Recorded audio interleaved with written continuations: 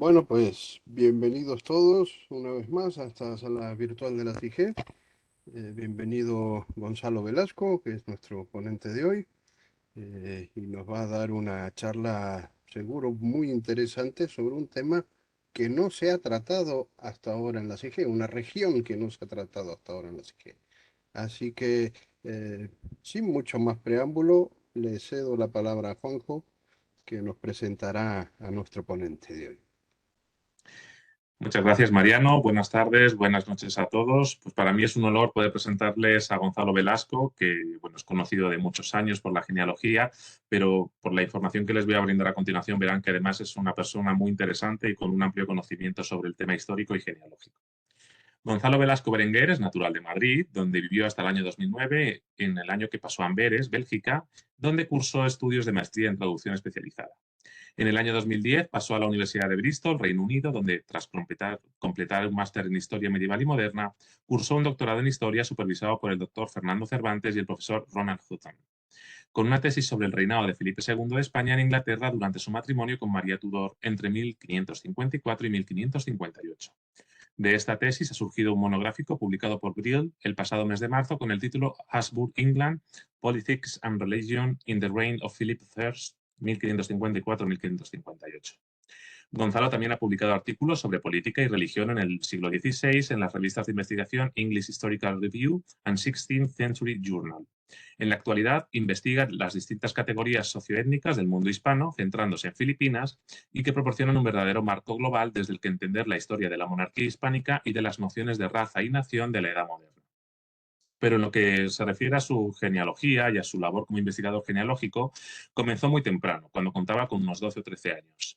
Desde entonces se ha fascinado por conocer la historia de sus ancestros, ya sean humildes labradores castellanos o poderosos nobles medievales.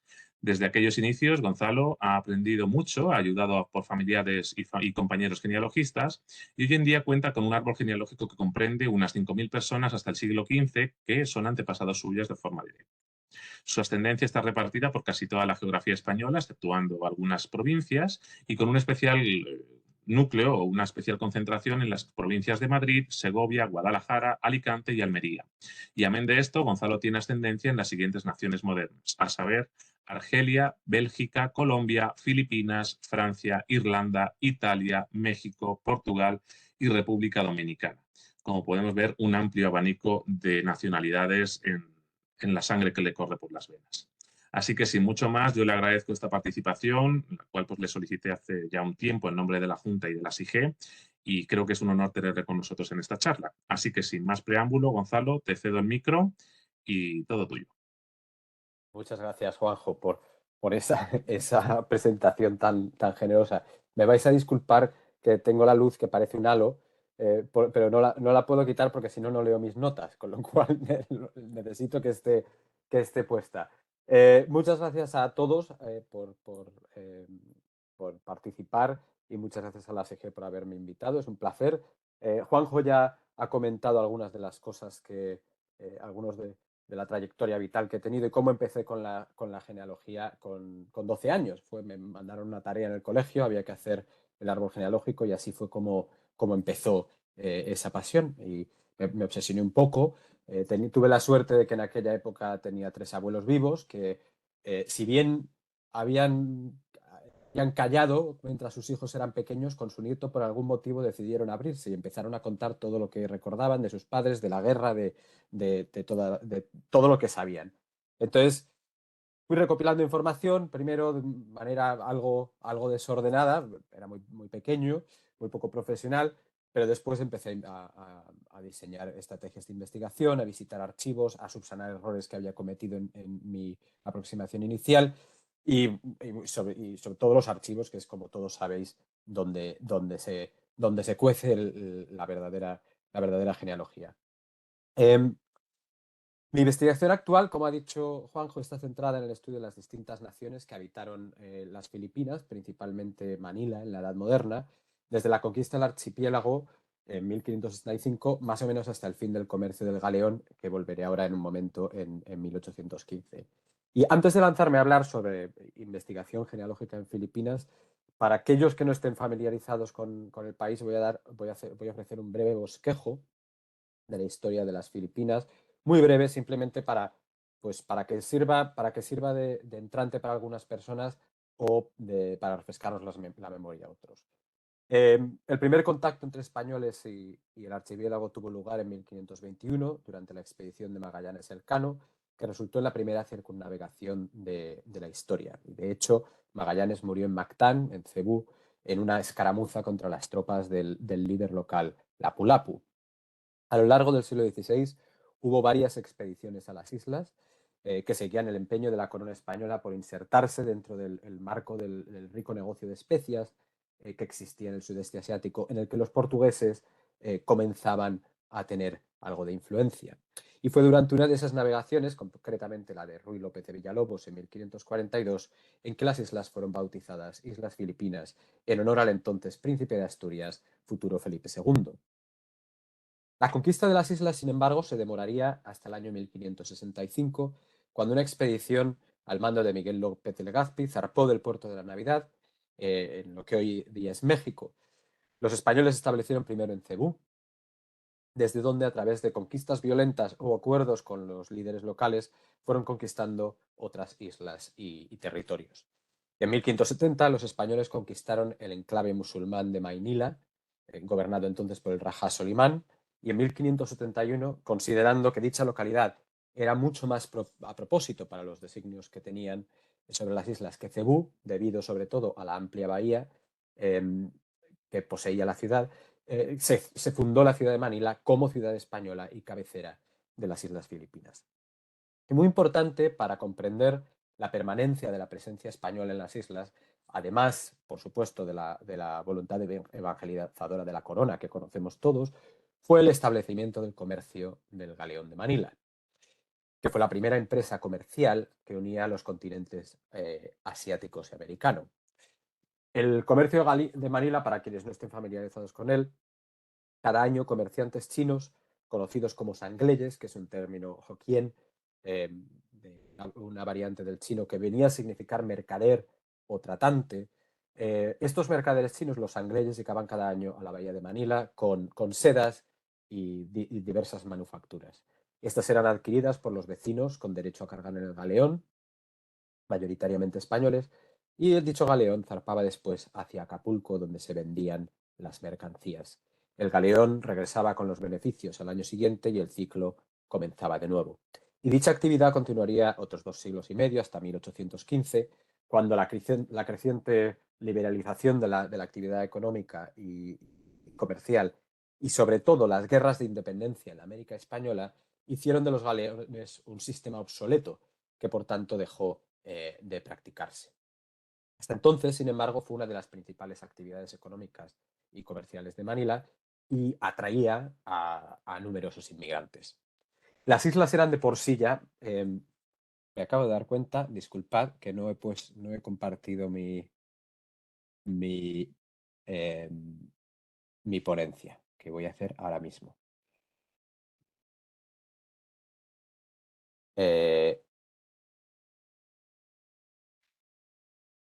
Aquí está. Eran extremadamente diversas en gentes por las muchas naciones que la componían. Y entiéndase nación en este contexto en su acepción precontemporánea, es decir, no haciendo alusión a las naciones-estado desarrolladas en los liberalismos decimonónicos, sino en su conceptualización socioétnica del medievo y la Edad Moderna. Es decir, algo en lo que la sangre y el linaje era mucho más importante que el aspecto físico o fenotípico. Y así, y por supuesto que las naciones concebidas como el Estado-nación del siglo XIX. Los naturales del país, conocidos genéricamente con el nombre de indios, como en otras partes de la monarquía hispánica, estaban a su vez divididos en multitud de naciones y culturas: tagalos, pampangos, camarinos, bisayas, etc. El segundo grupo más numeroso de las islas fueron los sangleyes, cuya presencia era anterior a la llegada de los españoles, pero que incrementó con el comercio del galeón y el deseo de obtener la plata que llegaba desde América con el mismo, que era muy codiciada en China. Una buena proporción de los sangleyes se establecieron definitivamente en Filipinas, convirtiéndose al catolicismo y casándose con indias. Y los descendientes de estas uniones crearon su propio grupo socioétnico, que eran el de los mestizos de Sangley. Seguían después los españoles, que nunca fueron muy numerosos más allá de las grandes ciudades españolas como Manila, Cebú, Vigán o Villa de Arévalo, aunque se concentraban sobre todo en la primera, en la capital, Manila. Y también los españoles se mezclaron con indias y con mestizas de Sangley, y sus descendientes se denominaban mestizos de español. Y en Filipinas, a diferencia de otros territorios de la monarquía hispánica, sí había que hacer esa distinción de decir mestizo de español para no confundirlos con los mestizos de Sangley. Además de estos grupos, había muchas otras naciones que confluían en Manila, japoneses cristianos, indonesios, sudasiáticos y africanos que llegaban sobre todo como esclavos a través del comercio esclavista portugués, pero otros también libres o que obtenían la libertad una vez en Filipinas. Había armenios cristianos que llegaban desde el Imperio Persa, portugueses, sobre todo tras la unión de las coronas en 1580, y de estos portugueses tanto europeos como aquellos portugueses nacidos en los enclaves de Goa y Macao. Pero también había otras naciones europeas, británicos convertidos al catolicismo, franceses, italianos y un largo etcétera. Y no me voy a detener mucho más, solo decir que las Filipinas siguieron siendo parte de la monarquía hispánica luego del Reino de España hasta mucho después de la pérdida de los territorios americanos. En 1896 surgió una revolución motivada por una variedad de cuestiones sociales, económicas y políticas, y mientras se dirimía la cuestión de cuál iba a ser el futuro de Filipinas en el campo de batalla entre los revolucionarios y las tropas españolas y las tropas leales, sobrevino la guerra entre España y Estados Unidos, y estos últimos aprovecharon la ocasión para invadir las islas, por lo que España acabó cediendo su soberanía y los estadounidenses comenzaron un periodo colonial que se prolongaría otro medio siglo. Bien, pues ha habido una pregunta anterior sobre de dónde me viene el interés por las Filipinas, ¿no? Pues, aparte de mi interés como historiador, las islas siempre han estado presentes en mi familia materna. Pues sabíamos que mi bisabuelo, en realidad es mi tío bisabuelo, pero explicaré esto en un momento, había sido el último de la familia en nacer allí el día 24 de agosto de 1874. Fernando Berenguer de las Cajigas, que así se llamaba, nos legó un archivo relativamente, bueno, bastante pequeño, un poco modesto, pero es un importante archivo documental en el que otras cosas se halla una parte de bautismo compulsada, que es la que pueden ver en la pantalla, que imaginamos es la que él debió usar a lo largo de toda su vida a método identificativo. Y la partida en la pantalla dice: en la ciudad de Manila, capital de las Islas Filipinas, 12 de septiembre de 1874 años, yo, el presbítero licenciado don Pedro Fuentes Martínez, bauticé, hago constar que en esta misma fecha el presbítero don Buenaventura Toledo bautizó solemnemente a un niño que nació a las 8 menos cuarto, a quien se le pusieron los nombres de Fernando José Bartolomé, hijo legítimo y de legítimo matrimonio de don Juan Bautista Berenguer y Salazar, primer médico del expresado batallón de artillería, español europeo natural de Callosa en Sarriá, provincia de Alicante, y de doña María de la Concepción de las Cajigas y Azaula. Está mal escrito el apellido, ahora volveremos a ello, pero española filipina, natural de Manila. Este fue el primer documento genealógico por el que seguir avanzando en la investigación familiar. Y antes quiero detenerme, antes de que me meta de lleno más en lo que es en cómo ha sido mi investigación y qué tipo de fuentes y archivos he consultado, quiero detenerme brevemente en la figura de Fernando Berenguer. Le llamo mi bisabuelo, como he dicho antes, aunque técnicamente era el hermano de mi bisabuelo, Juan Berenguer de las Cajigas. Tuvo una vida muy interesante. Algún día espero poder hacer justicia a esa vida describiendo algo con algo de sustancia. Fernando nació en Intramuros, que es la parte amurallada de la ciudad de Manila, lo que era antes la ciudad de Manila, ahora es uno de los muchos barrios, y en los números 184 a 188, en una casa bastante amplia en la calle Real de Palacio, que era el centro neurálgico de la antigua ciudad española. Hijo, como he dicho, del médico militar Juan Berenguer y Concepción de las Cajigas.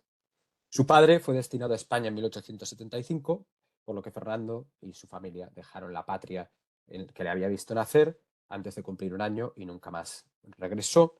Y para nuestra familia siempre se ha dicho que como fue el último de los hijos en nacer allí, era el último de Filipinas.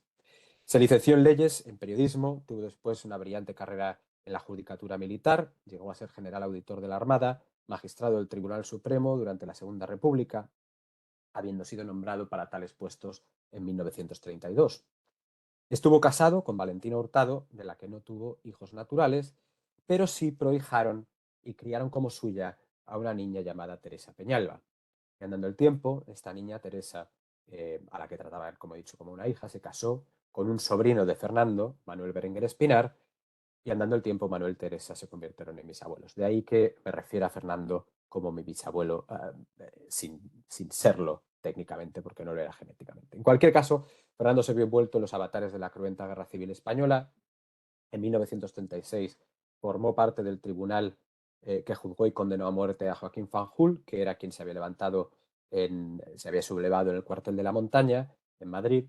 Pocos meses después, en noviembre, el hermano menor de Fernando, Pepe Berenguer, fue asesinado en Paracuellos por milicias republicanas, sin que Fernando pudiera hacer nada para impedirlo. Pues las desgracias que sucedieron en aquellos tiempos.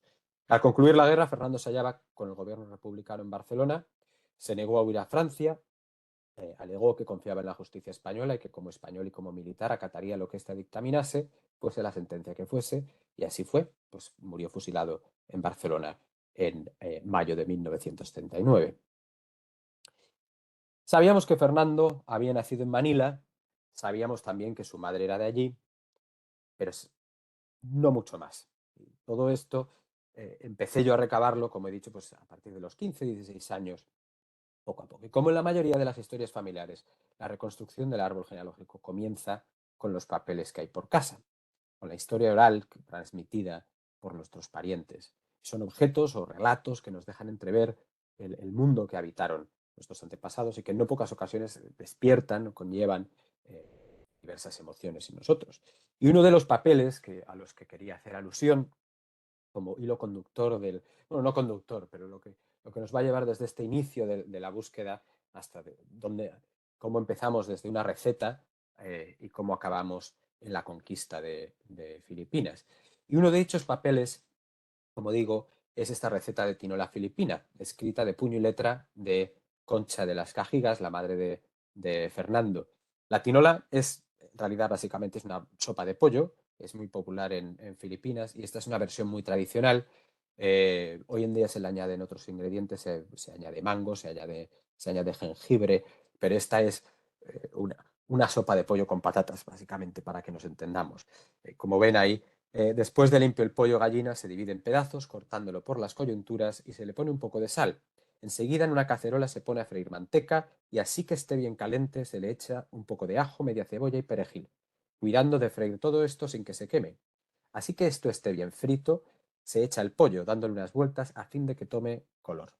Inmediatamente después se le pone agua hasta cubrir el pollo y cuando éste esté a medio cocer se le ponen patatas en pedazos. Cuando estén bien cocidas queda hecha la tinola. Este plato debe estar caldoso. Las patatas pueden ser sustituidas por calabacín. Nota, muy importante nos deja nota la tatarabuela Concha. Se advierte que el pollo debe cortarse por las coyunturas, porque generalmente las cocineras lo hacen de cualquier modo, y como lo machacan, todos los huesecitos se quedan en el caldo, resultando esto muy desagradable. Y añade, a modo de colofón, estas recetas del escritor Francisco de Paula Vigil, tan popular en las islas Filipinas. Verdaderamente es una suerte que conservemos esta receta. Es simple, como se puede observar, pero hay algo especial cuando uno prepara un plato y consume un plato de la misma manera en que la habría cocinado la tatarabuela de uno a finales del siglo XIX. Es una experiencia emocionante, aunque sea una sopa de pollo con patatas. Y este documento además nos permite percibir algún rasgo de la personalidad de Concha, como su cuidado a la hora de dejarnos instrucciones para no machacar los huesos del pollo, o su alusión a Vigil, que era un periodista español establecido en Filipinas, a quien yo me imagino que la familia debió tratar antes de que volvieran a España. Pero, ¿quién era esta señora? ¿Quién era la tatarabuela Concepción Concha de las Cajigas? Bautizada como María de la Concepción Natalia, había nacido el 1 de diciembre de 1850, hija de don Fernando de las Cajigas y Fernández, prestigioso abogado, relator de la Audiencia de Manila, y de su primera mujer, doña Nicolasa González de Zahola y Reyes. De los datos que conocemos de Concha, Sabemos que tenía una hermana mayor, Dolores, sabemos con quién se casó, sabemos qué descendencia tuvo, y que su madre Nicolasa murió cuando Concha era muy pequeña, en 1852. El padre se casó a los pocos meses con una hermana de su difunta mujer, que era práctica muy común en Filipinas, por lo que he podido observar, Concepción González de Azaola. Pero esta falleció sin hijos en 1856, a los 23 años, y Fernando de las Cajigas decidió, a pesar de que solo tenía 42 años, no volverse a casar. Vivían en la casa, y Concha nació en la misma casa en la que nacería después su hermano Fernando, perdón, su hijo Fernando, y en la que había nacido su padre también, en una casa en la que habían vivido los Cajigas, como he podido comprobar más tarde, desde el siglo XVIII. Y es una casa que, por desgracia, ya no existe, porque fue destruida durante la Segunda Guerra Mundial, y hablaré un poco más de eso en breves. En 1870, como he dicho, contrajo matrimonio con Juan Berenguer, médico militar, y en 1875 regresaron a España. Cada uno de los tuvieron 9 hijos, 8 sobrevivieron a la infancia, 4 chicos y 4 chicas, y pasaron como buenos familia militar por muchos destinos en España: Alicante, Valencia, Córdoba, Burgos, Valencia otra vez, Sevilla y finalmente Madrid. Y en Madrid a Juan le nombraron en 1896 primer director del Hospital Militar de Carabanchel, hoy más conocido como el Hospital Gómez Ulla. Y de su carácter, del carácter de Concha, digo, conocemos poco, lo que nos llega a través de la historia oral. Su nieto, uno de sus nietos, Luis Berenguer Moreno de Guerra, que fue novelista en España, dejó escrito de ella en unas memorias, dijo: por lo que dicen, fue una mujer excepcional, muy distinguida, muy inteligente y con fama de santa. Y la impresión que Luis Berenguer tenía de ella era compartida por mi abuelo, su primo Manuel, quien me refirió que su padre siempre hablaba de ella como una mujer muy elegante, de buen humor, religiosa, muy caritativa, a la que le gustaban los niños, las bromas y contar historias de Filipinas. Al parecer, muy devota de Santa Catarina de Siena, eso es lo que quería recordar mi abuelo, y ávida lectora de todo tipo de literatura. Y esto sí que es algo que los primos de mi abuelo comentaban, que sus padres les habían dicho, que leía literatura médica para poder conversar con su marido sobre su trabajo. Por lo visto, salpicaba todas sus frases con palabras y expresiones en tagalo, y por ello los íntimos se referían a ella como, cariñosamente, como la tagala. Y murió pocos días antes de cumplir los 66 años en su piso en Madrid, el 23 de noviembre de 1916. Comienzo con estas breves semblanzas porque creo que es importante recordar, como todos sabéis, que los sujetos que investigamos, ya sea como historiadores, ya sea como genealogistas, fueron gente de carne y hueso. Con frecuencia, si damos con los fondos adecuados, podemos obtener detalles sobre ellos que reconstruyan un poco su historia y que vayan más allá de las fechas y los datos vitales, tan necesarios para nosotros, pero que por lo general dicen poco sobre las personas que investigamos. En cualquier caso, una vez recabé esa información inicial, tuve los primeros datos, empecé a visitar archivos y comencé a plantearme cómo avanzar esta rama de mi árbol genealógico. En otras ramas había ido a lo tradicional, los archivos, primero el registro civil, archivos parroquiales en España. ¿Cómo avanzar en Filipinas? Esa era mi duda, eso es lo que yo no sabía. Mi primera parada, en el año 2007-2008 debió ser, fue en el archivo de la Villa de Madrid.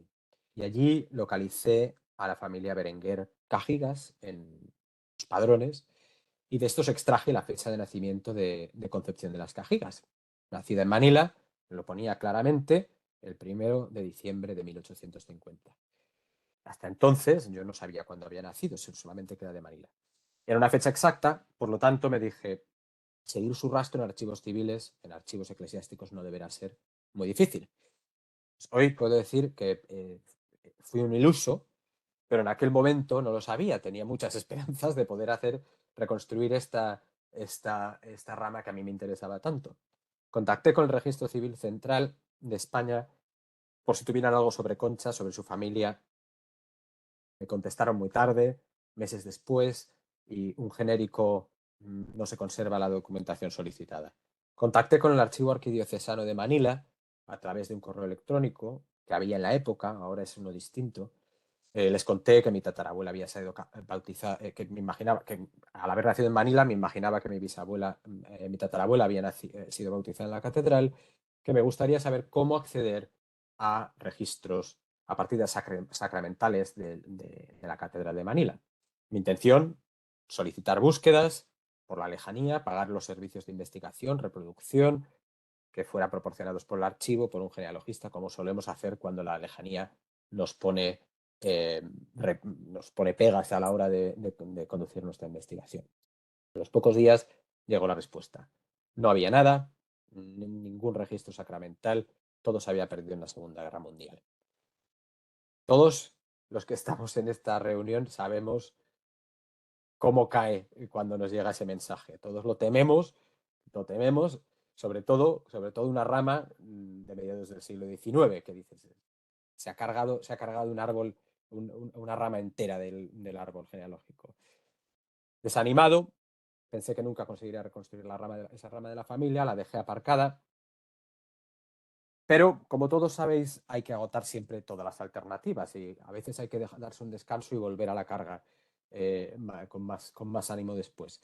Por lo tanto,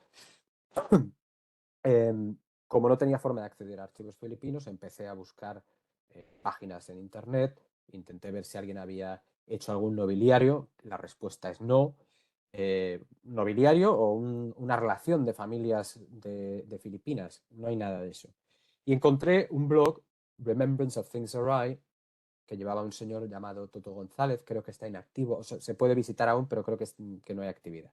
Y contenía una entrada llamada Old Spanish Manila, la vieja Manila española, en la que se mencionaba a un tal Íñigo González de Zaola. Por la coincidencia con el apellido de la madre de Concha, Nicolasa, yo me imaginé que debía tratarse de un pariente y dejé un mensaje en la sección de comentarios. Me contestó gente animándome a seguir, mucha suerte, lo típico, pero no nada concreto. Y unas semanas después recibí un correo electrónico de una mujer llamada Alicia del Río Yoclub, viuda de Alegría, Alice Alegría, que es como la conoce todo el mundo, y me dijo que se había quedado muy sorprendida al leer el nombre de Nicolasa, porque los apellidos coincidían plenamente con los de su tatarabuela, o tatarabuela, Luisa. Era una señora que había tenido una vida muy ajetreada, que no viene al caso, pero luego si no en el tiempo de preguntas y respuestas os cuento algo más.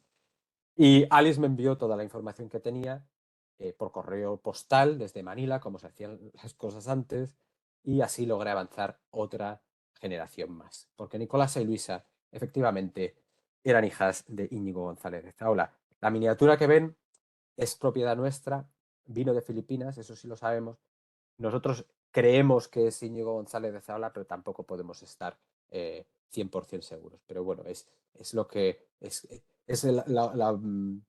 la posibilidad que baraja la familia. Este señor fue oidor de la audiencia de Manila, liberal, personaje erudito, muy interesante de la historia de Filipinas. Tuvo problemas con la ley varias veces, en una ocasión por intentar registrar a dos tagalos como con derecho a voto en el cabildo de españoles y le metieron en la cárcel. En otra ocasión porque se emborrachó en una fiesta en casa del cónsul británico e insultó al rey de España y a la Virgen y acabó también en problemas con la ley. Con lo cual, un personaje muy peculiar. Y bueno, ahí tenéis algún dato más sobre su vida. Luisa y Nicolás eran hijas de este señor y de su mujer, María Dolores de los Reyes y Monterroso. Investigando en internet y en enciclopedias, como se hacía a la antigua usanza, intuí que María Dolores era hija de Ventura de los Reyes, primer diputado a Cortes por Filipinas y signatario de la primera Constitución española en 1812. Algo que con el tiempo, a través de testamentos, y hablaré luego un poco de los protocolos notariales de Filipinas, he podido comprobar documentalmente. Alice, por lo tanto, Alice Alegría, me había abierto una puerta que a mí me había parecido infranqueable, que yo pensaba que nunca iba a poder abrir, que esa rama estaba muerta. Y por eso le estaré eternamente agradecido a Alice Alegría. Todavía vive en Manila. Hemos mantenido el contacto a través de los años. Cuando visité Filipinas en 2017, fuimos a comer juntos, me llevó a ver monumentos, me llevó a ver museos.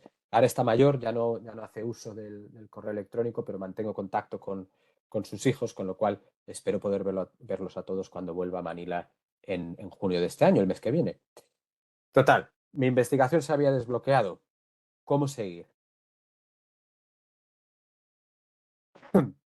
Todos sabéis perfectamente, no os lo tengo que explicar, cómo Internet ha revolucionado la investigación genealógica y en muchas ocasiones nos permite un acceso rápido y fácil a miles de archivos y bibliotecas. Entonces, yo creo que a cualquiera que esté interesado en la investigación genealógica en Filipinas, uno de los primeros puntos de parada, si estamos hablando de genealogías más cercanas en el tiempo a nosotros, es el Archivo General de la Administración, en Alcalá de Henares, porque si hay funcionarios oficiales del Estado, es una parada impepinable que hay que hacer. Yo no lo he visitado personalmente. Veo un comentario que no se escucha bien. No sé si habrá algún problema con la conexión, pero... No te preocupes, de momento yo sí te estoy escuchando bien, no sé si a lo mejor es a nadie que tiene algún problema, pero bueno, si llegase el caso te avisamos, tú Muy bien, continúa tranquilo. gracias. Yo no he visitado el archivo personalmente y de ahí viene Por eso digo que, em, que Internet lo ha revolucionado todo. A mí me consta que el personal es muy amable, muy eficiente, o por lo menos eso me han dicho. El archivo tiene infinidad de expedientes de jubilación de funcionarios oficiales, así como expedientes de viudedad iniciados por las viudas de estos. Es un archivo tremendamente valioso para todos los que tengan antepasados o interés en personas que trabajaran para la administración, sobre todo en los territorios de ultramar, pero en España también. Se puede buscar el nombre por pares con mucha facilidad en la plataforma estatal. La mayoría de los expedientes no están digitalizados en pares, pero sí lo están en Family Search y son completamente accesibles a través de una cuenta con ellos, que es gratuita, como sabéis. Es laborioso porque antes lo podías buscar en el catálogo de Family Search, en palabras clave, y te salía todo el listado. Y ahora salen varias páginas, con lo cual tienes que ir buscando página por página, pero bueno, se encuentra si buscas el nombre que estás buscando. Y así fue como yo encontré el expediente de jubilación del padre de Concha de las Cajigas, Fernando, y en él se contenía no solo su expediente profesional, con todos los servicios que había prestado, todos los empleos que había desempeñado, hasta llegar al relator de la audiencia, sino también su partida de bautismo. Los expedientes de viudedad, que es el que pueden ver en la pantalla, y los expedientes de viudedad también son muy valiosos porque por lo general incluyen la partida de matrimonio, partida de defunción del marido, partida de bautismo de los hijos, partida de defunción de los hijos si han muerto, si han premuerto a la madre, con lo cual a veces partida de matrimonio de los hijos si los hijos están casados para que no se les incorpore a la pensión. Con lo cual, un archivo valiosísimo.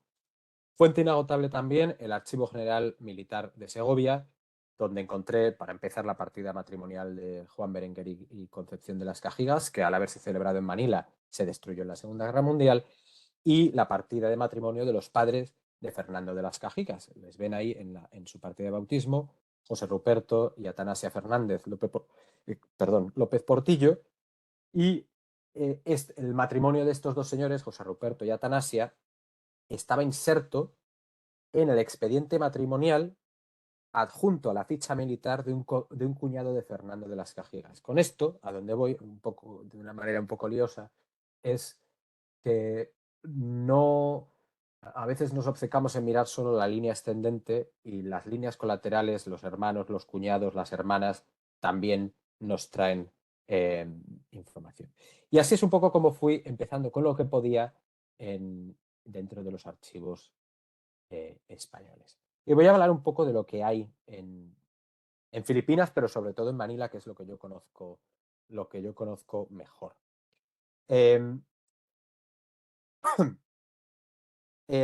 Recordarán que el arquidiocesano de Manila me comunicó que no quedaban registros sacramentales en Manila, capital. Entonces, ¿qué hay en cuanto a documentación eclesiástica, que es la fuente genealógica por antonomasia? Y es verdad que en la batalla de Manila, en la primera mitad del año 1945, finalizando ya la Segunda Guerra Mundial, se destruyeron tanto la ciudad como los alrededores. Una batalla cruenta y entre los japoneses, la defensa de los japoneses, la ofensiva de los estadounidenses, eh, arrasaron con casi todo el patrimonio material de la antigua ciudad de Manila, por no hablar de las miles de vidas que se cobraron. Y para que se hagan una idea de los 8 edificios religiosos principales que había en la ciudad, construidos en época española desde el siglo XVI hasta finales del XIX, solo quedó uno en pie, que es el convento de San Agustín, que pueden ver en la imagen. Que por cosas del destino, algunos de mis antepasados, incluido Íñigo González de Zaola, está enterrado justo ahí, pude visitar su tumba, una coincidencia tremenda. Pero bueno, el resto no queda nada. Y claro, con esos edificios desaparecieron también los archivos que contenían. Y fue el caso también de la catedral, que quedó arrasada, perdió toda la documentación sacramental de la parroquia del Sagrario, y lo mismo sucedió con muchos de los barrios de los alrededores de Manila, como Binondo, por ejemplo, que era uno en los que había una gran proporción tanto de sangleyes, de chinos y sus descendientes, como de españoles. Y además de la destrucción ocasionada por la Segunda Guerra Mundial, tenemos, por supuesto, la Revolución de 1896, la guerra contra los estadounidenses de principios del siglo XX, los desastres naturales, terremotos son bastante frecuentes en Filipinas, perdón, la intensa humedad del clima, siempre enemiga del papel, y la falta de medios para garantizar la conservación de muchos archivos. Con lo cual, es un país en el que falta mucha documentación, por desgracia, pero no todo está perdido. Hay pueblos que sí conservan archivos sustanciales, por ejemplo Santa Cruz, que también era un barrio de importante presencia no solo de naturales, sino también de españoles y de sangleyes. Y luego los archivos diocesanos conservan documentación valiosa también. Y la consulta no es fácil, y hablaré un poco más sobre el acceso en un momento, porque mucha documentación eclesiástica está aún sin catalogar y muchos archivos diocesanos no tienen ni página web ni forma de contactar directamente, por lo menos desde aquí, con lo cual eso dificulta un poco la labor. Entonces, para ver lo que hay en cuanto a fondos eclesiásticos en Filipinas, lo más fácil es el catálogo de Family Search. Buscar por pueblo y ver qué tienen. No quiere decir que eso sea lo único que haya, porque es posible que a la iglesia de los santos se les pasara cosas, pero sí es la forma más segura de ver qué es lo que hay, por lo menos qué es lo que se microfilmó en su momento, qué es lo que estaba disponible. Entonces, estos son los 3 archivos en los que yo me he fundamentado para hacer mi investigación.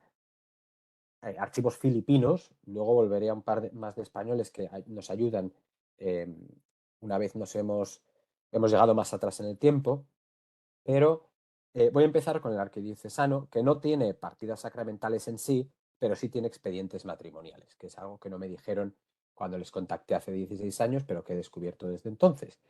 Los conservan desde el siglo XVII, pero del siglo XVII no hay casi nada. Del siglo XVIII hay algunos años, pero es todo muy fragmentario y no empiezan de verdad con los volúmenes completos hasta aproximadamente 1801-1802, que es cuando ya todos los años, excepto alguna excepción que por lo que sea se ha perdido parte de la colección, están prácticamente todos los años hasta los años 40 del siglo pasado. Hay muchísima otra información, dispensas por parentesco, documentación de todo tipo, dispensas de proclamas, divorcios, que es lo que hoy entenderíamos por separaciones, exhumaciones, numerosos padrones eclesiásticos, autorizaciones de clérigo, un montón. Y luego, importantísimo, las capellanías y las obras pías, que es algo que siempre hay que mirar en la investigación genealógica, sea donde sea, porque es lo que nos puede dar muchas pistas, como ahora diré. Se puede acceder presencialmente martes y jueves. Yo todavía no he estado en persona, pero voy a ir el mes que viene, con lo cual espero poder... voy en calidad voy por mi trabajo, con lo cual no sé si tendré mucho tiempo de hacer mucha genealogía, pero algo caerá, me imagino. Se les puede escribir por correo electrónico. Contestan bastante bien, Creo que ahora están imponiendo más restricciones de las que había antes. Creo que antes miraban cosas con mayor facilidad, esa es la impresión que tengo yo, pero todavía contestan y por lo menos no ignoran a uno, con lo cual uno sabe que puede hablar con ellos para ver si pueden buscar información. Y luego a través de Family Search, ya sea en la página web o en los centros de historia familiar, por supuesto, el material que sea de 100 años para adelante, y hay restricciones de acceso. O sea, no, las colecciones filipinas, la mayoría, no se pueden acceder con una cuenta normal, la cuenta gratuita base, tiene que ser con una cuenta de la iglesia o en el centro de historia familiar. El expediente matrimonial lo conoceréis muchos. La diferencia con muchos, por lo menos en España, que es donde yo tengo más experiencia, en muchos pueblos el expediente se hace por dispensas más que por hacer el expediente en sí. En Manila el expediente se hace siempre, si haya parentesco o no lo haya, y nos dan información importantísima. Por ejemplo, en el expediente matrimonial de Fernando de las Cajigas y Nicolás Azaola, en 1841, nos cuentan esta anécdota que siempre pues, ayuda a dar ese nivel de detalle que enriquece un poco las historias de nuestros antepasados. El padre de Nicolasa, Íñigo González de Zaola, el oidor problemático al que aludí antes, estaba fuera y, según dice Fernando de las Cajicas, una carta que escribe al provisorato para que se acelere el matrimonio, dice: por discusiones domésticas se ha separado la dicha Nicolasa de la casa paterna, y hallándose ausente su padre se ha interpretado esta separación tan torcidamente que ha causado grave escándalo. Para cortarle de raíz y no afligir a un padre honrado, he de merecer de vuestra excelencia que, pues se halla fuera de la patria potestad, se refiere a Nicolasa, que era viuda, mayor de 23 años, y el exponente, en el mismo caso, se sirva mandar nos permite casarnos en la casa del interesado a la brevedad posible, que hicieron a los pocos días. Es decir, te inserta la carta, no es simplemente la presentación de testigos, sino que te da detalles que pueden ayudar. Y vuelvo a la capellanía. Yo he tenido la suerte infinita de que esta señora, Isabel Ezquerra, estaba emparentada conmigo. Era una señora, murió en 1663, una viuda sin hijos, fundó una capellanía con derecho de sangre sobre las tierras de Maisilo, Polo y Meycaballán, en Bulacán, que está a las afueras de Manila. A mediados del siglo XIX hay dos candidatos que quieren acceder a esta capellanía. Uno es Manuel O'Kennedy, el otro es José María Perzosa, y entran en una disputa. El anterior poseedor de la capellanía había sido un señor llamado Antonio Martínez Gallegos, que había renunciado porque quería abandonar el seminario y casarse. Ya no quería no quería ser cura. Y su elección se había fundamentado en un parentesco probado con un capellán del siglo XVIII que se llamaba Ignacio de Araoz, con el que Martínez Gallegos está aprobado que tenía parentesco. El capellán anterior a Martínez Gallegos había sido un primo hermano del padre de Manuel O'Kennedy, Remigio O'Kennedy. Y este había sido capellán hasta su muerte en 1829, pero la mayor parte de dicha posesión había sido administrada por otros porque se le declaró demente en su mediana edad y estuvo institucionalizado. Entonces Manuel O'Kennedy fundamentaba su candidatura en su parentesco con Remigio, mientras que Berzosa lo hacía en su parentesco con el último poseedor de la capellanía, Martínez Gallegos. Así que para solucionar el pleito se crea un voluminoso expediente que quiere trazar la ascendencia de don Manuel O'Kennedy para llegar a la fundadora. Y esto es lo que nos da. Vemos a Manuel O'Kennedy al fondo y el expediente incluye todas las partidas sacramentales pertinentes para probar el parentesco de Manuel O'Kennedy y justificar así su mejor derecho a la obtención de la capellanía que Berzosa anhelaba. Pero de hecho, el expediente incluye además otro expediente de sucesión del siglo XVIII, por el que se concedía la capellanía a Ignacio de Araoz, que he mencionado antes. Y los abogados de Manuel O'Kennedy prueban fehacientemente que la concesión de dicha capellanía en el siglo XVIII había sido fraudulenta, pues Araoz no tenía parentesco de sangre con la fundadora. Por lo tanto, la candidatura de Martínez Gallegos, como la de Berzosa, no tenía fundamento jurídico. Ese es el resumen del pleito que se saldó a favor de Manuel O. Kennedy. La suerte de esto es una hermana del abuelo de Manuel O. Kennedy, Ignacia O. Kennedy, es antepasada mía, con lo cual se puede subir desde el siglo XIX hasta la conquista, a pesar de que todas las fechas que aparecen son fechas que están en las partidas de bautismo compulsadas dentro del expediente, con lo cual desde el siglo XIX llegamos hasta la conquista, a pesar de que esas partidas sacramentales se hayan perdido para siempre. Los Archivos Nacionales de Filipinas, o los National Archives of the Philippines, tiene 3 sedes, mucha documentación, no enteramente catalogada. La documentación española está en el centro de Paco, en Manila, y las dos tienen muchas colecciones, pero las que yo creo que son cruciales son los protocolos notariales, por supuesto, y los cedularios. Los cedularios, que son las cédulas reales que enviaba el rey, determinan numerosas disputas por terrenos, nos hablan también de nobleza indígena, nos hablan de mestizos de español, nos hablan de quién tiene derecho a estar exento de pagar tributo. Entonces, todo eso, dependiendo de qué familia estemos trazando o de qué investigación histórica estemos cursando, nos ayuda muchísimo. Son una fuente inagotable y tienen volúmenes y volúmenes. Es una maravilla. En cuanto a los protocolos, faltan años y escribanos en lo microfilmado por Family Search. Yo todavía no sé si es porque no se microfilmaron, si no estaban catalogados o si es que no existen. Entonces, como voy el mes que viene, espero poder solucionar ese misterio. De nuevo, presencial, se requiere de justificación investigativa, pues hay que ir con alguien que nos apadrine, y por correo electrónico contestan, realizan búsquedas, pero tarda muchísimo. Es algo que tarda mucho.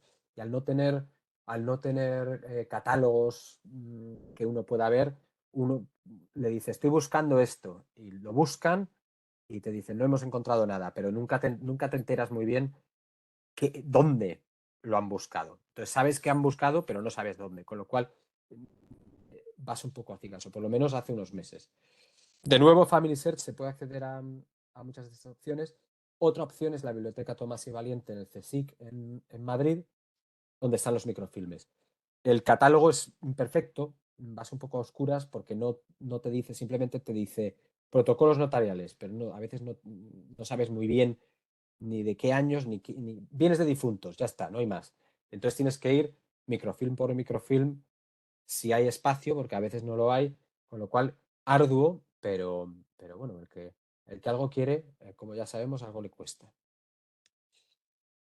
En los protocolos notariales, por supuesto, encontramos todo tipo de información interesante. Este es el testamento de Joaquina Díaz, antepasada directa. Su padre era del puerto de Santa María, de familia cántabra, y la madre era de Manila. Y claro, nos dicen cosas incluso lo que lleva de dote, que llevó de dote 500 pesos fuera de las alhajas ordinarias de una mujer, como son unos candados de diamante, un par de manillas de tumbaga de prueba y otro de oro, un rosario de perlas y oro, un resplandor y unas hebillas, asimismo de oro. Y que aunque su dicho esposo, y esto es interesante, aunque su dicho esposo tenía la fama de tener caudal, mas no halló la otorgante cuando fue a su poder la cantidad siquiera 100 pesos. Y su marido, Raimundo Ortega, a través de otros protocolos notariales, logrado averiguar que era lo que se llamaría en expresión contemporánea española un pinta de muy buena familia, era primo del marqués de las Salinas, pero era un pinta. Estaba en la cárcel, tenía deudas, un sinfín, con lo cual estaba claro que pretendía tener un dinero que claramente no tenía. Y por último, en Filipinas tenemos los archivos de la Universidad de Santo Tomás, fundada como colegio dominico primero en 1611, elevada después a universidad por el Papa Inocencio X. Familias prominentes, ya fueran españolas, indígenas o sangleyes, mandaban a sus hijos a estudiar leyes o teología, para que fueran abogados o para que fueran clérigos. Y claro, se conservan muchas de las fichas de estos estudiantes, algunos tenían que hacer limpieza de sangre, con lo cual hay algo de eso hay. Tienen una importantísima colección bibliográfica, manuscritos relativos de nuevo a terrenos, capellanías, obras pías, o sea que toda esa información también puede encontrarse en la Universidad de Santo Tomás. Tiene un catálogo en línea fenomenal. La única pena es que no se puede acceder a... lo tienen casi todo digitalizado, pero no se puede acceder a ello libremente.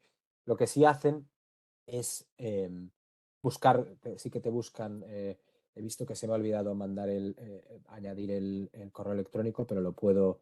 Luego, si a alguien le interesa, me lo pueden pedir y lo proporciono. Y entonces, sí que es verdad que son muy diligentes en buscar lo que uno les solicita. Y en este caso, el grado de doctor en Derecho Civil de mi antepasado Domingo de Lancia Aranaz, que fue bastante famoso porque en su día en Manila, porque ayudó a una joven de una familia noble que se había quedado huérfana y la metieron en uno de los conventos de la ciudad con su dote, claro, y cuando cumplió 16, 17 años conoció a un señor por la verja del convento y decidió que no quería ser monja. Entonces las monjas decían que no tenía por qué ser monja, pero que la dote se quedaba con ellas, que para eso la habían estado criando. Entonces este Domingo de Lancia fue el señor que llevó a las monjas a un tribunal y ganó. Y la señora la chica se pudo casar con el señor y quedarse su dote al mismo tiempo. Y volvemos de nuevo a España.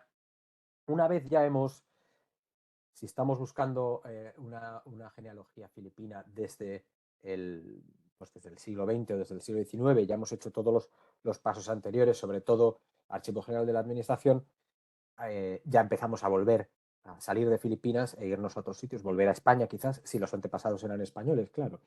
Entonces, hay una percepción bastante arraigada que dice que los españoles de Filipinas eran un poco la morralla de España y de México, que se les mandaba allí, a muchos sí, pero otros muchos no, y eso está comprobadísimo, que eran gentes que todos tenían que probar nobleza de alguna manera o de otra. Entonces, como saben, pues, los expedientes de hidalguía, fuente inagotable, la familia Cajigas, de nuestra amiga Concha con su receta de tinola, era efectivamente hidalgos. Ahí tenemos a su abuelo Joaquín Cirilo, que era de Escalante, Cantabria, y acabó siendo tesorero real de las cajas de Filipinas.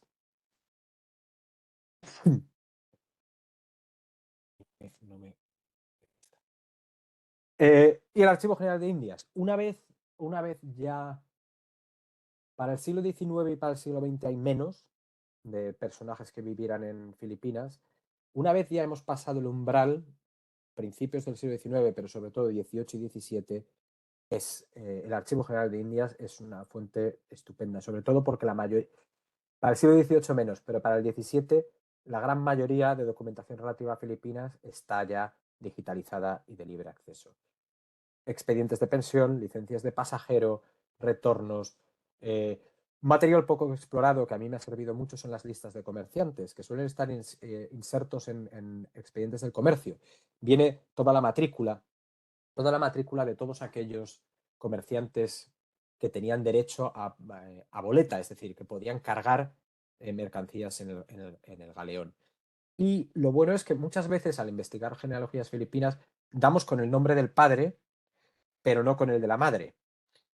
Pero las viudas tenían derecho a subir mercancías al galeón, con lo cual podemos, por lo menos, no siempre vamos a saber si la viuda del señor es la madre del hijo, pero por lo menos es una referencia con la que podemos seguir avanzando de alguna manera.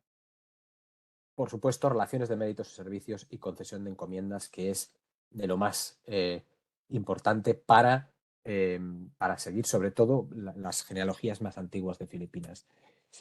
Y aquí volvemos a la familia Ezquerra, de la que hablamos antes, y Isabel, que fue la fundadora, su hermano era el general don Juan de Ezquerra, casado con Lucía Sarmiento, hija del capitán Juan Sarmiento, y este Juan Sarmiento era hijo del capitán, a su vez hijo del capitán Pedro Sarmiento, que a través de las diferentes relaciones de méritos y servicios sabemos que llegó a Filipinas con Miguel López de Legazpi y por tanto estuvo presente en la conquista inicial del archipiélago.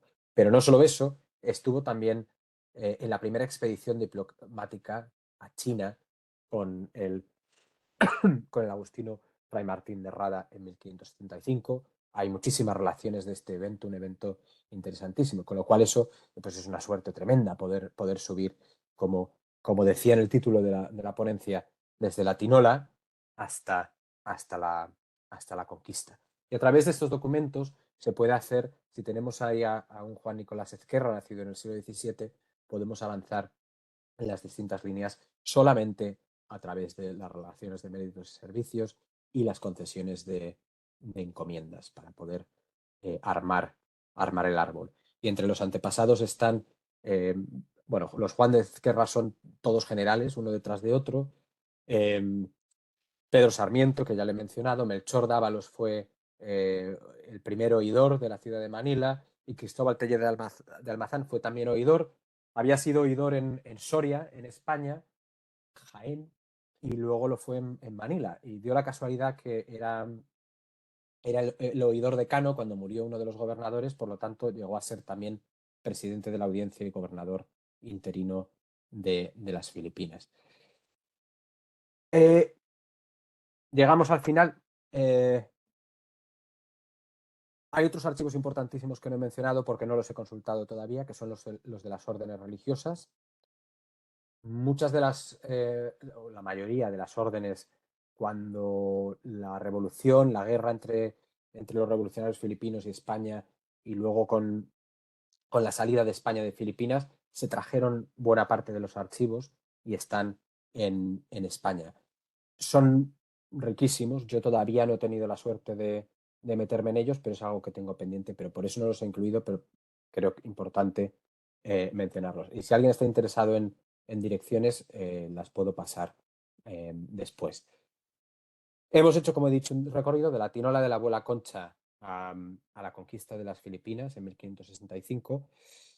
Como habréis visto, la investigación genealógica en Filipinas no es imposible, pero no es de ningún modo algo fácil. No se puede subir, por lo menos no en Manila, de manera tradicional a través de registros sacramentales.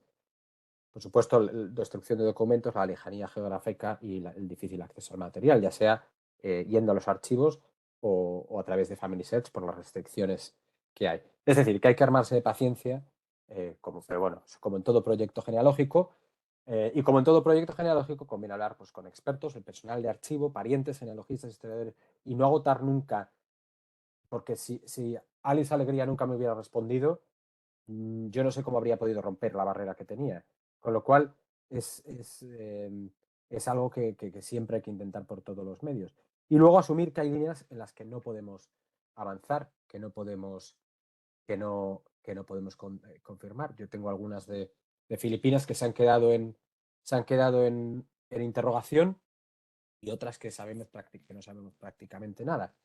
La única línea indígena que tengo, no he podido avanzar más de una generación porque no he encontrado documentos todavía, con lo cual, pero bueno, que es un proyecto vivo, es un proyecto que continúa, y bueno, eso es todo. Al principio de la ponencia estaba mi correo, estaba mi cuenta de Twitter, y estoy encantado, por supuesto, de responder a cualquier pregunta ahora, pero si a alguno se os ocurre algo después, también estoy encantado de estar en contacto. Muchas gracias por escucharme. Muchísimas gracias, Gonzalo, por tu excelente ponencia. La verdad es que creo que nos has abierto el apetito a todos de tener algún contacto con Filipinas, porque siendo como es un territorio exótico, por supuesto, para los peninsulares, para los españoles, qué duda cabe que también es un territorio exótico para toda América, ¿no? Porque nos sigue quedando tan lejos a todos, que llama mucho la atención. Y sobre todo como historiador, a mí me llama mucho la atención esa trasvase de lo que sería el sistema monárquico de la monarquía hispánica, todo ese sistema, esa red de administración, de protocolos, ¿no? De escribanos, de administración pública, de la corona, cómo se va trasvasando territorio a territorio y cómo se sigue rompiendo ese terrible mito, ¿no? de la colonia, que por supuesto como tal no existió en la monarquía hispánica, sino ese trasvasar el sistema a modo de virreinatos o de capitanías o de diferentes sistemas políticos basados en el sistema español, ¿no? En el sistema castellano, mejor dicho. Entonces, bueno, es muy, muy, muy interesante. Así como es muy interesante todo ese elenco de posibilidades de archivo que nos has planteado, amén de las órdenes religiosas, que además te agradezco infinitamente porque la poca relación que yo particularmente tengo con el mundo filipino me viene de un tío tatarabuelo que era religioso agustino descalzo y que fue destinado allí a Filipinas en la primera mitad del siglo XVIII. Siempre habíamos tenido referencia de él a través de documentos de protocolos notariales en Ciudad Real, que era de donde era él, de Almagro, pero que gracias precisamente a un libro publicado por la Universidad de Santo Tomás de Manila pudimos obtener más datos a través de la investigación de Elviro Pérez, que no sé si le conoces, este investigador histórico filipino, no sé si vive porque este libro es de hace ya varios años, pero que me ayudó bastante en conseguir la información. Así que hablaré contigo, tal vez hoy no, pero sí a través de correo para ver si tienes alguna pista o algún correo o algún dato de algún archivo donde pueda obtener más datos de este personaje. Cuando Así tú que mil quieras. gracias. Gracias, Gonzalo. Nada, a ti. Y ahora sí, antes de abrir la ronda de preguntas, sabéis que tenéis que ir pidiendo la palabra, bien levantando la mano, bien a través del chat. Os vamos a ir dando por orden de solicitud la palabra, pero antes le cedo el micro a Mariano para que diga unas palabras. Muchísimas gracias, Gonzalo. Estupenda tu presentación. Sobre todo, qué buena cosa, ¿no? Ver a alguien que ha investigado allí, ¿no? Saber de primera mano cómo ha podido trabajar en esos archivos, qué información ha podido obtener, ¿no? Y a mí las Filipinas es una cosa que, como decía Juan, pues siempre nos parece una cosa así un poco exótica. eh, bueno, queda allí en el Asia, nos queda un poco lejana. Y a mí yo en realidad, la única, en mi genealogía, la única referencia que tengo con las Filipinas es bueno, un tío antepasado sacerdote que era deán de la Catedral de Buenos Aires y lo pusieron en una terna que se presentó al rey, donde el rey iba a elegir a quien nombraran obispo de Manila. Bueno, pues a este tío no lo nombraron, él murió de deán de la Catedral de Buenos Aires, pero es la única vinculación, ¿no? Luego en la Argentina, por ejemplo, muchas veces allí un hermano del libertador San Martín, eh, pues pasó allí en las Filipinas, tuvo descendencia allí, y muchas veces muchos argentinos se sorprenden de esto, ¿no? O sea, no todos lo conocen, hombre, quien sabe un poco de historia, más sí, eh, pero mucha gente se sorprende un poco de esto. Yo siempre he tenido la impresión como que entre las Filipinas y América no ha habido excesiva relación. No sé si esto es cierto o no. Lo es hasta cierto punto. Eh, Hasta el siglo XVII, el comercio del galeón está abierto a cualquier comerciante español y empieza a haber movimientos también para mandar plata a Filipinas desde el Perú. Pero los comerciantes mexicanos se quejan en que eso les está quitando su centralidad y efectivamente el rey, pues, mediante cédula real, dice que se pare y que el comercio directo solo puede ser entre Nueva España y Filipinas. ¿Por qué? Porque Filipinas está jurisdicción, en términos de jurisdicción, bajo el virreinato o bajo el reino de la Nueva España.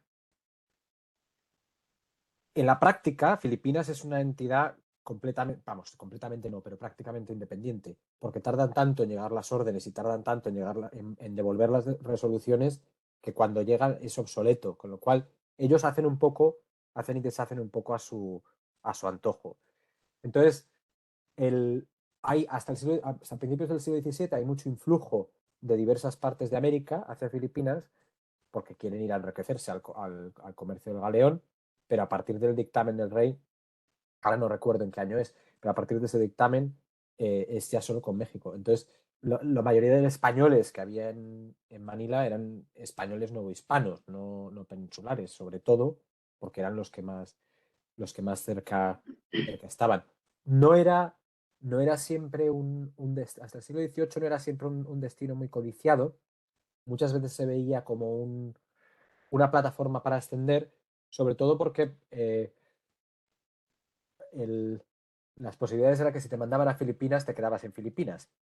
No era lo mismo que irte de Sevilla a México y luego a lo mejor volvías. Eso o si te mueves por dentro de América, era otro tema. Si te ibas a Filipinas, lo más seguro es que no volvieras. Ese era Entonces mucha gente era más reticente a marcharse por esa razón, porque el resto de la monarquía hispánica quedaba muy lejos.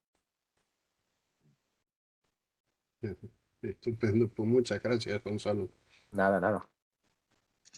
Excelente. Vamos a dar paso, si os parece, a una serie de personas que han pedido ya turno de palabra. Empezamos por Omar Soto. Adelante, Omar, tienes el turno. Muchas gracias, Juanjo. Bueno, pues antes que nada, muchísimas gracias y felicidades, Gonzalo, por lo que nos acabas de presentar.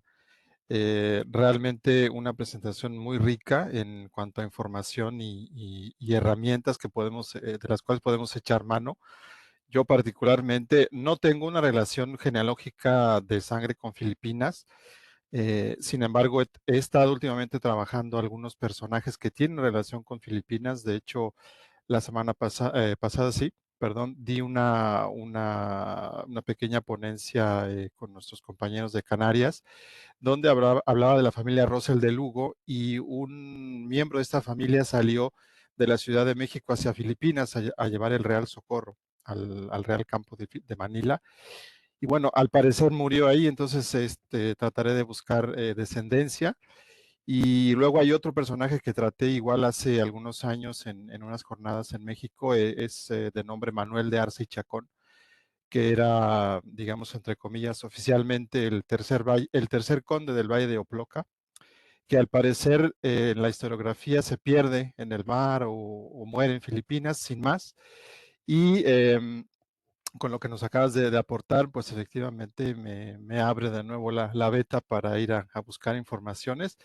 Y bueno, quizá nada más como complemento para los que se interesen en algunas lecturas disponibles en línea conforme en relación al comercio entre Nueva España y Filipinas. La doctora Carmen Yuste de la Universidad Nacional Autónoma de México es un especialista en el comercio entre Filipinas y la Nueva España, y varios de sus trabajos están disponibles en PDF. Si quieren, yo puedo mandarles a los compañeros del CIGE los links para que los compartan, porque me parece muy interesante precisamente que se trasvase el sistema. Y yo hago aquí la comparación con lo que hicieron los franceses y los ingleses en Norteamérica, que es completamente distinto. Aquí sí era una colonia, no había ese trasvase, y allá eran reinos realmente, que tenían los mismos derechos y obligaciones que en Castilla, que Aragón y que en cualquier otro lugar. Así que pues nada, muchísimas gracias, y me llamó mucho la atención también que mencionaste la familia López Portillo, que también he trabajado un poco con un muy buen amigo, Rodrigo López Portillo, porque él, sus antepasados también estuvieron allá en Manila como oidores, así que pues muy interesante, y muchas gracias, Gonzalo. A ti, Omar. Conozco bien el trabajo de Juste, que es muy bueno, Emporios Sí, Transpacíficos, exactamente, sí, sí. magnífico. Y conozco muy bien a Rodrigo también, que es primo mío. Sus López Portillo y los Claro, López son los mismos, son los exactamente. mismos. Es eh, nuestro antepasado común, Juan José López Portillo, fue un personaje muy peculiar, que era de la Nueva Galicia. Exacto. Y se marchó con un arzobispo de Manila, el arzobispo rojo, a Manila, con 15, 16 años. Se casó allí, hizo sus méritos y servicios, se doctoró por la universidad, se casó, como he dicho que era práctica habitual, con dos hermanas, una detrás de otra, y, y tuvo con las dos, creo que en total, 18 o 19 hijos. Algo así. Y cuando se formó la Real Compañía de Filipinas, él percibió que a él ya no era rentable el comercio en Manila con la nueva compañía, con lo cual decidió hacer las maletas y volverse a Guadalajara, donde murió. Murió además en medio del principio de la revolución, con los hijos enfrentados, unos realistas, otros no.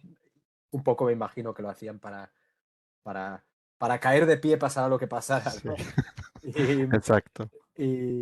pero tres de sus hijas se quedaron en Manila, dos porque estaban casadas, una mi antepasada y otra porque era monja, y se quedaron allí las tres. Así es, así es. Solo como complemento, porque mencionaste la Nueva Galicia, en los archivos sacramentales en Nueva Galicia, que hoy son los estados de Jalisco, Michoacán, el occidente mexicano, encontramos mucho mención al origen étnico chino. Y es que en realidad precisamente eran filipinos o sangleyes, como mencionaste, que venían en el galeón hacia Acapulco, se establecían ahí, se casaban, y cuando se bautizaban o se casaban, los curas los registraban en los libros parroquiales como chinos. Entonces, eso es muy común encontrarse esta mezcla étnica entre chinos, indios, mulatos, y que dio toda esa variopinta clasificación multiétnica, ¿no?, que conocemos. Hay un libro, si es algo que interesa, espera, que lo voy a coger para que lo puedan ver bien. Un momento.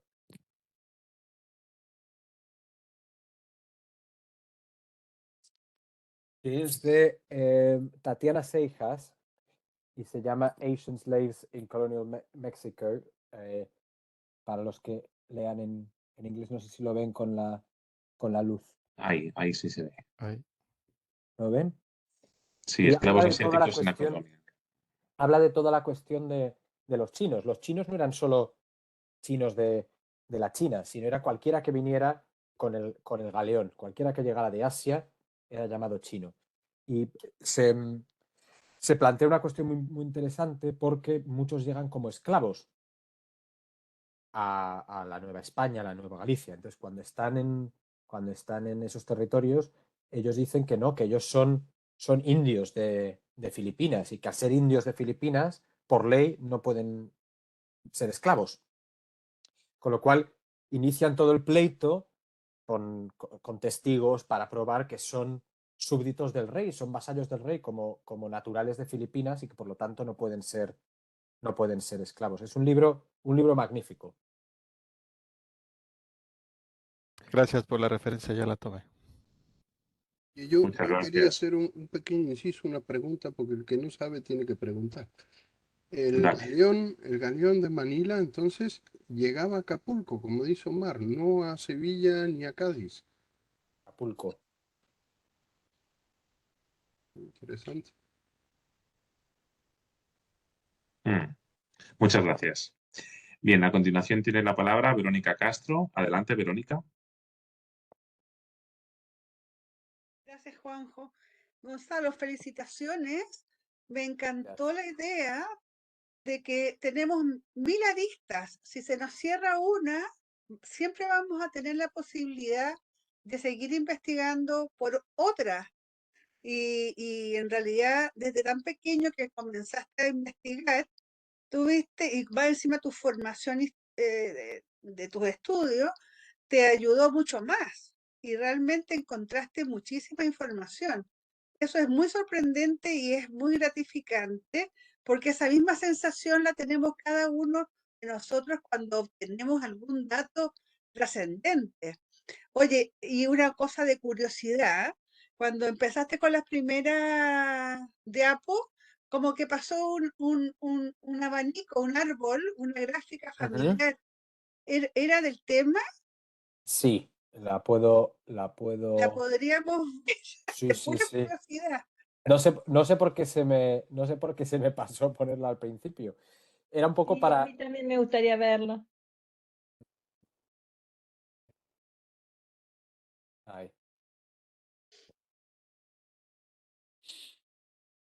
Era un poco para ver. Concepción está en el centro y salen los hijos. Yo cuando empecé no tenía más que el nombre de ella, con lo cual a lo largo de los años se fueron repoblando cada uno de las cajas vacías. Y ahí están. Y ahí están. Ahí podéis ver, Omar, sobre todo a los López Portillo.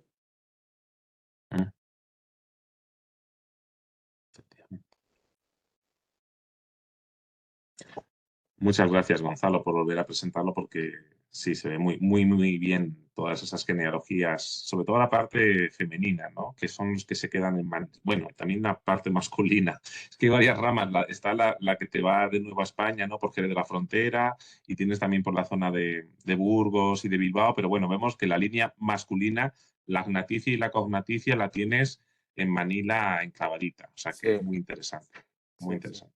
Y con mucha información de nacimientos, fallecimientos, sitios, súper increíble, ¿eh? Felicito, maravilloso. Algunos son basados en testamento, en edad declarada, o sea, algunos no son fecha exacta, pero muchos sí lo son. Muchas gracias. Hablando de que habéis mencionado, creo que ha sido tú, Juanjo, lo de Jerez de la Frontera, ese señor José Fernández, yo pensé que nunca le iba a encontrar. Lo que hablábamos de esas, que a veces hay 1000 posibilidades de encontrar, y me empeñé porque hablé con el archivo en Jerez de la Frontera y le dije, tengo un José Fernández que está en Manila en esta época, y me dijo, puf, sin más referencias no lo vas a poder encontrar. Y dije, bueno, pues eso es que no me conoces bien. Con lo cual me fui al archivo de Jerez, anoté todos los José Fernández que nacieron en esos años, me di un margen de 15 años, los anoté todos, y luego con el personal del archivo de protocolos de Jerez, que son una amabilidad que he visto poca cosa igual, yo les pedía de este señor, hasta que por fin encontré al José Fernández que estaba en los reinos de Indias. Interesante. Muchas gracias, Gonzalo. Muchas gracias, Verónica. A continuación tiene la palabra Camilo Rodríguez. Adelante, Camilo. Tengo problemas con la aplicación, estoy hablando desde el teléfono, no sé qué pasó. Gonzalo, te oí en algún momento decir que tenías alguna ascendencia colombiana. Bueno, de nacimiento, muy, muy lejana, porque pasaron, te puedo decir cuáles, pero o sea, que venían de España, Nueva España, estuvieron en Bogotá una época y se fueron a Filipinas en la siguiente generación. Entonces, técnicamente, antepasados nacidos allí, pero no con la riqueza. O sea, primero Colombia y después Filipinas. Se iban moviendo, sí, ahora mismo no recuerdo cuál es, pero te lo puedo mirar. Ten cuidado, Gonzalo, porque tenemos aquí a varios amigos que te arman la genealogía colombiana. Curiosidad corta. Gracias. Pues ahora mismo no lo puedo encontrar, pero lo miraré y te digo cuál es. Vale. Gracias, Camilo. También ha pedido la palabra, bueno, ha expuesto su pregunta en el chat, pero casi que le vamos a invitar a que lo diga de viva voz, Emily Arcia. Adelante, Emily. Perdón, bien. Tengo un bisabuelo cubano, nació en la isla de Cuba, estudió en Oviedo leyes canónicas y civiles y estuvo un par de años, 1 o 2 años en Cebú, Filipinas. Yo tengo su expediente que lo obtuve del Departamento de Justicia. Creo que es así como se dice, Departamento de Justicia, a través de pares. Y tengo la curiosidad de que si quedará algún expediente en Filipinas. Y no sabría ni cómo empezar a buscar. Parte me interesa, aunque ya tengo su expediente de Segovia y de pares del Departamento de Justicia, parte me interesa porque en la Universidad de Oviedo se quemaron toda la documentación, los expedientes de los estudiantes. Y me da mucha curiosidad acerca de eso.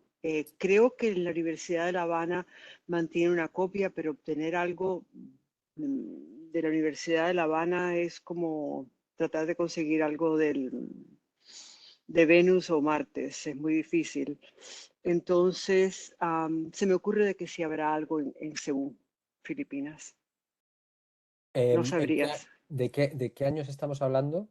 Uf, antes tendría que buscarlo, no sé si puedo así Más o rápido menos, sin detenerte. no tiene que ser Bueno, exacto. el 80 y pico, definitivamente antes de la liberación, o sea, antes de la guerra de La independencia. La segunda independencia de la Spanish American War, de la guerra de España y Estados Unidos. O sea, la segunda mitad del siglo XIX. Sí, casi al final. Yo diría que donde yo iría a buscar serían los National Archives of the Philippines. Ahí es donde iría yo en primera instancia. Porque eso, al ser más moderno, es posible que sí lo tengan más situado que lo de la edad moderna. Entonces yo hablaría con ellos primero a ver qué dicen. Muchísimas gracias, muy amable. Y excelente presentación, muchas gracias, lo disfruté muchísimo. Muchas gracias. Gracias, Emily. Emily era la última persona que había pedido la palabra, pero bueno, queda abierto todavía por si alguien quiere pues hacer alguna cuestión, preguntar alguna cosa a nuestro ponente de esta noche, de esta tarde, a Gonzalo Velasco. Y yo, por supuesto, no me voy a resistir a preguntarte, Gonzalo, ya en lo que alguien nos pide la palabra, acerca de uno de los fondos que has mencionado. Me imagino que ese no creo que lo hayas trabajado, pero creo que has comentado que en el archivo arquidiocesano de Manila también se encontraban padrones eclesiásticos y, por otro lado, también documentación de fábrica de iglesias. Entiendo que lo que serían reformas y construcciones de nueva planta de templos católicos, sobre todo en localidades que no fueran Manila, ¿no? Para la evangelización de la población. ¿Tú sabes más o menos o has trabajado ese fondo en algún momento?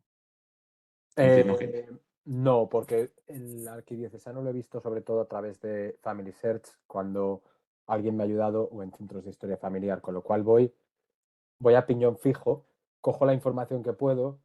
Pero yo diría que todo lo que hay de eso debe ser del siglo XVIII en adelante. Bien, pero me interesa el 18. Eso, pues por ahí. Es que, claro, además debe de ser que, bueno, aparte de todos los que son conflictos bélicos, etcétera, sí que me consta por algunos datos que tengo que para la investigación de este antepasado colateral que estuvo allí de misionero, sí que realizó por lo menos o encomendó la construcción de 3 templos en diferentes localidades. Y por ver si a lo mejor dando nombre y fechas de las que extraje del libro de Pérez, del Viro Pérez, pues ver si se conserva algún documento original de esas iglesias de nueva planta. Algunas de ellas reconstruidas después de ataques de piratas. Entonces, bueno, a lo mejor... Es posible. ¿Y eso está digitalizado por Family? Ese fondo. Algunas cosas sí. Lo que yo diría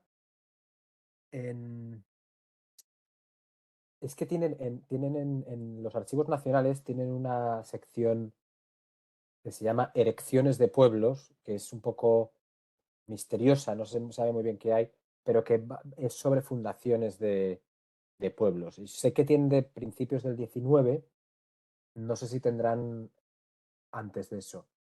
Pero los National Archives siempre merece la pena mirar. También puede ser que haya más cosas de eso. ¿Sabes los pueblos cómo se llamaban? Sí, tengo los nombres terribles, entiéndase que son casi ilegibles, ¿no? Pero sí, pues por ejemplo, a ver, los tenía por aquí apuntados. Tikbawan es uno de ellos, Miagao, no sé si lo estoy pronunciando bien, pero para que te hagas una idea. No los ubico ahora mismo geográficamente dentro de lo que sería el archipiélago, pero sobre todo son esos. Miagao, Tikbawan, que además construye el templo, bueno, manda a construir el templo y luego lo manda a reconstruir porque tiene un ataque en 1741 por una flota de piratas musulmanes que arrasan la localidad. Y Y luego de Maragondón, no sé si lo he dicho bien igual. Bueno, Maragondón, que también es otra de las localidades donde manda reconstruir el templo y donde de hecho fallece, creo que con testamento, pero eso todavía no lo sé. No sé si a lo mejor incluso por protocolos podría haber de esa zona, aunque entiendo que es una zona rural más complicada. Ahí ya, por mi experiencia, en los pueblos, si de Manila hay poco, de los pueblos menos Mm, en cuanto a protocolos notariales. mm. Yo diría, perdón, que es que me ha entrado la alergia hoy y lo estoy pasando fatal. Em, mándame los nombres en un momento y yo te miro a ver, pero puede que vayas por el buen camino, ¿eh? En los padrones y en esa información es posible que haya algo. Vale, fantástico. Pues mañana te mando un correo. Mil gracias. Nada. Creo que ha vuelto a levantar la mano Emily Arcia. Adelante, Sí, Emily. gracias. Tengo un pequeño comentario que la verdad que no es, bueno, es el hijo de ese juez que te mencioné, supuestamente enamoró a mi abuela a través de una verja porque ella iba a ser monja. Y yo siempre pensé que ese era un cuento de mentiras, o sea, como quien dice, una exageración de esas de buen cubano. Y ahora que mencionas tú también un caso por el estilo, se me ocurre de que el cuento ese de familia, de que la enamoró a través de la cerca y porque iba a ser monja y la sacó de ahí, de que parece que ocurría. Nunca en la vida se me hubiese ocurrido que fuese real, eh, de que un hombre vaya pues a buscar novia o esposa a través de una cerca. Y es solo un comentario así de nada, de chiste, de que es increíble lo que es la vida. Y gracias. Nada, pero eso no era tan poco frecuente, era muy común que era la forma que tenían de entablar conversación hombres y mujeres con una seguridad y una distancia, ¿no? Y dentro de la casa que la familia pudiera estar al tanto de lo que ocurría. Yo he dicho lo de la verja, no sé si fue en la verja, pero claramente se conocieron de alguna manera, porque ella estaba empeñada en irse y se va del convento. Lo que quiere luego es que le den su dote y lo consigue gracias a los oficios de mi antepasado. Sí, bueno, en este caso mío no creo, no había nada de nobleza, no sé, ni tampoco, no sé, de dotes, ni nada de esto, pero el caso sí era de que iba a ser monja, hasta que conoció a mi abuelo. Bueno, pues muchas gracias. Nada. Bueno, se van sumando las felicitaciones a través del chat, no las vamos a leer todas, pero bueno, solo a modo de ejemplo, la última de Josefina Acuña, que nos dice que, bueno, que le pareció fantástica la charla, que muchísimas gracias por la información, que no imaginó jamás que hubiera tanta, y sobre todo para los argentinos que piensan que Filipinas está en el otro extremo del mundo y que poca relación y conocimiento tienen de Filipinas, ¿no? Pues que felicidades, Gonzalo, y que ha aprendido mucho gracias a tu charla. Así que, bueno, están un poco en sintonía con otros comentarios similares. Muchas gracias. Pues yo, si ha sido útil, yo muy contento, la verdad. Porque era la intención. Veo que está Carmen Planeix también, que hace mucho que Así no, es. que no estamos en contacto. ¿Cómo estás? Pero somos parientes a través de la rama filipina, a través de los cajigas. Si quiere comentar algo, Carmen, con abrir el micro.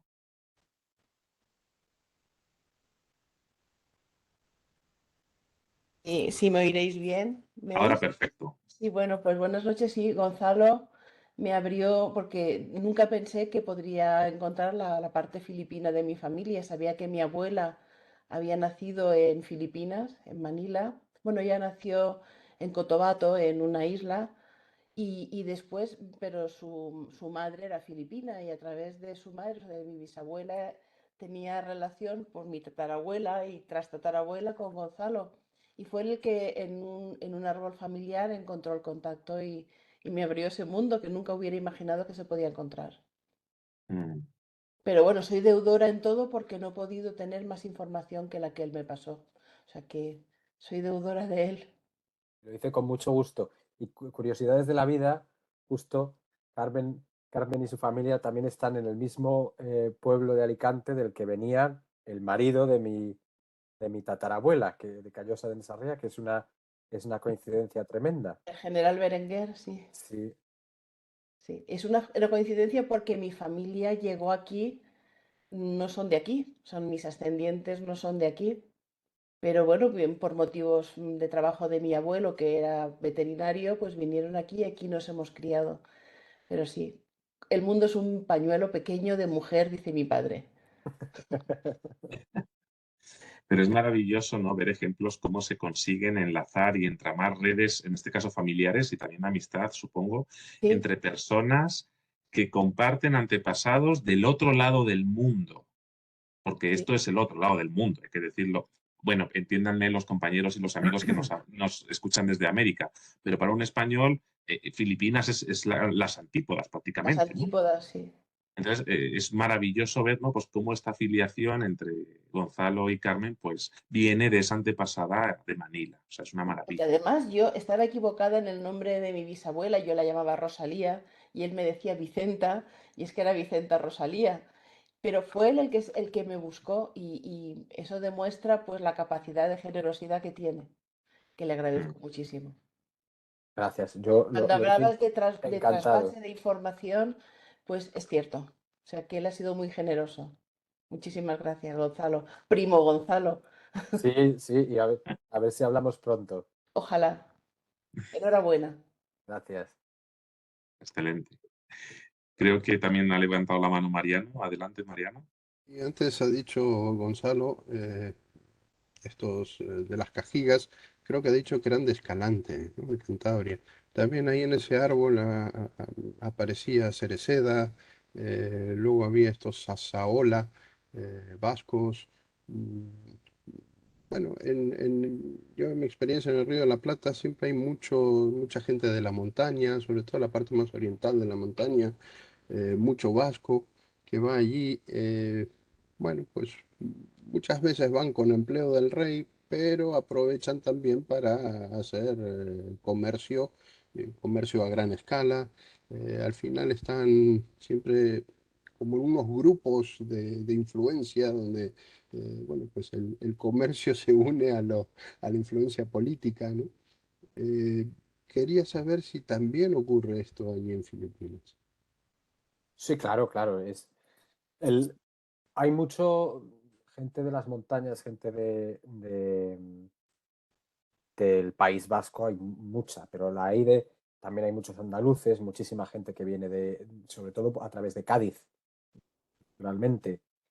Em, y todos, la cosa con Filipinas es que la corrupción está bastante extendida en todos, no solo los oficiales españoles, también el- los cabezas de barangay, que son el equivalente al cacique americano en Filipinas. eh, todos se hacen su... El galeón de Manila nunca iba cargado con la carga que legalmente se le permitía, siempre llevaba más, siempre. Y ahí era corrupto el que subía la mercancía, el dueño de la mercancía, el que repartía las boletas, el gobernador no podía, tenía unas cosas. Entonces, el gobernador metía más mercancías a través de un pariente, porque no se podían casar en Filipinas, pero se casaban en Filipinas, porque como la orden tardaba en llegar eh, entre un año y un año y medio, pues ellos un poco el obedezco pero no cumplo, que lo llevaban, en Filipinas lo llevaban mejor que en ningún otro sitio. Estupendo. La lejanía les permitía ese lujo. Muy bien. ¿Alguna última pregunta para Gonzalo, para nuestro ponente sobre genealogía? Y sí, adelante, Elizabeth. Ah, no, ahora cuando dijiste no se podían casar, ¿estaba prohibido a los españoles casarse con las personas de Filipinas? No, a los españoles no, a los miembros del gobierno de Ah, Filipinas. No se podían casar allí para no establecer redes clientelares. No se podían casar con una hija del país para que no tuviera intereses por la familia política. ajá. Ya, pero, o sea, ¿esto pasó desde, o sea, siempre o al principio de la conquista o después sí se podían quedar y casarse o no? No, sí. Una vez dejaban de hacer la función que tenían que hacer, podían hacer lo que quisieran. Pero Ah, si estaban, o sea, es decir, si tú llegabas a Filipinas como oidor, ah, ya, teoría, en teoría, no te podías casar con una hija del país, porque eso claro, suponía que era abrir la puerta a la corrupción. Pero bueno, ya. obtenían licencias, lo presentaban como hecho consumado, tenían formas de... No todos, alguno honesto hubo también, pero conseguían... Luego, en relación a eso, lo que he encontrado mucho que me ha sorprendido es que en Filipinas hay muchas mujeres de familias poderosas, de familias nobles, de familias ricas, que tienen hijos fuera del matrimonio. Tienen hijos con la misma pareja, o un señor también de buena posición. Y a lo mejor a los 10 15 años de haber tenido el primer hijo, se casan. Ah, Y yo no sabía por qué. Y es una teoría, todavía no tengo prueba fehaciente, pero yo creo que es, por un lado, que para muchos tendrían que obtener licencias, entonces mm, estaban para casarse, la licencia militar no tenía que llegar desde España, no llegaba, o llegaba en 2 años, pues en esos 2 años se habían puesto manos a la obra y ya llegara la licencia. Y los que tardaban más años, yo creo que es porque la pensión del padre de ella, por ejemplo, la pensión que ella cobraba de orfandad, era generosa y eran 2 sueldos, con lo cual se estaba 10 años, 15 años viviendo en pecado, teniendo hijos ilegítimos y cuando estaban ya en una situación en la que ya no tenían necesidad de esos 2 sueldos, ya se casaban. ah, Pero ok, eso era muy común. ya. Gracias, sí. Nada. Muy interesante. ¿Alguna pregunta más para Gonzalo sobre la historia y la genealogía en Filipinas?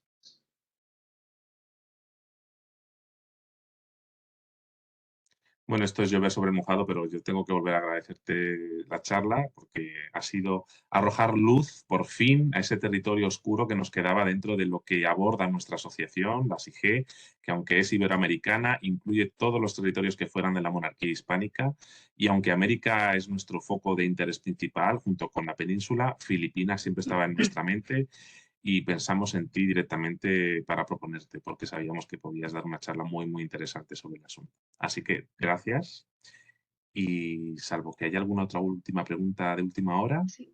No solamente, Juanjo, Sí, felicitar a adelante. Gonzalo. Ha sido muy inspirador ver su tesón, su constancia, cómo se las rebuscó para poder llegar a conseguir lo que necesitaba conseguir. Entonces, muy inspirador para nosotros, porque todos hemos pasado por esos momentos que ya dejamos nomás de lado si no podemos para avanzar. Pero entonces, muy inspirador, Gonzalo, y también lo que decía Carmen, en cuanto a la generosidad para poder ayudarle a ella a que lograra lo que también su investigación. Entonces, felicitar eh, eso, la excelente presentación, tan completa, tan interesante. Muchas gracias. Solamente eso, felicitar y agradecer. Muchas Muchísimas gracias, gracias a Gonzalo. vosotros. Ha sido un placer absoluto. Pues en vista de lo cual, viendo que no hay ninguna otra consulta, le doy la palabra a Mariano para que despida la charla. Mariano, adelante. Pues muchas gracias, Gonzalo, por esta fantástica charla que yo creo que todos hemos disfrutado mucho. Y bueno, y esperamos verte nuevamente en esta sala y en próximas charlas también, ¿por qué no?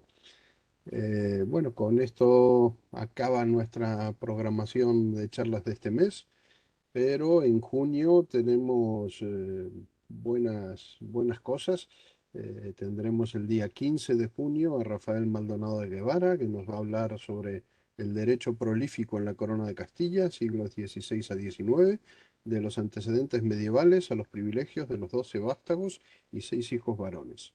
Y el 28 de junio tendremos a Elizabeth Campocabal, que está aquí presente, que nos hablará de Suiza a la Patagonia y es su charla de presentación como nuevo miembro de la CIGE. Así que bueno, espero verlos a todos nuevamente. Están todos invitados y bueno, y a ti, Gonzalo, por supuesto, eres bienvenido a esta sala cuando quieras. Así que bueno. Gracias. Muchísimas gracias. Cuando vuelva de Filipinas, hago otra y lo actualizo. La información. Eso estará muy bueno. Tomaremos la palabra. Sí. Así que ¿Cuándo Muchas bueno. gracias a todos. la próxima, Mariana? La próxima es el 15 de junio. Seguramente tendremos una tertulia, ¿no? El primer miércoles de junio, pero bueno, todavía no sabemos sobre qué tema irá. La tertulia final siempre elegimos tema a último momento. Pero bueno, estará entretenida como siempre. Ok. Así que bueno, pues sin mucho más, nos despedimos y Gracias a nos todos. vemos. Adiós a todos, un placer. Gracias. Buena tarde, buena Hasta noche a luego. todos. Gracias, Gonzalo. Buenas noches.